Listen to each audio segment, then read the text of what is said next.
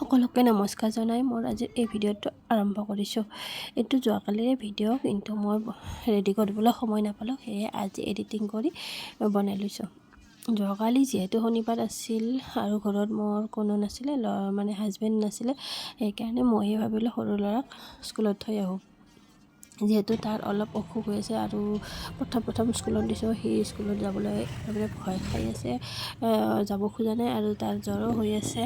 কিন্তু ভাবিছোঁ যিহেতু ইমান ক্ষতি কৰিলে তাৰ অভ্যাসটো বেয়া হৈ যাব, সেয়েহে মই তাক থ'বলৈ গ'লোঁ।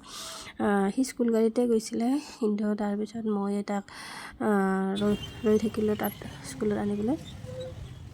তাৰপিছত 11টা বজাত তাৰ স্কুল ছুটি হোৱাৰ পিছত মই তাক লৈ প্ৰথমতে ডক্তৰৰ ওচৰলৈ গ'লোঁ, কিন্তু ডক্তৰ নাছিলে। ডক্তৰে ফোনতে ঔষধৰ নামটো কৈ দিলে ফাৰ্মাচিষ্টক, আৰু ফাৰ্মাচীৰ পৰা ঔষধটো লৈ ল'ৰাৰ লগত বিশাললৈ গ'লোঁ।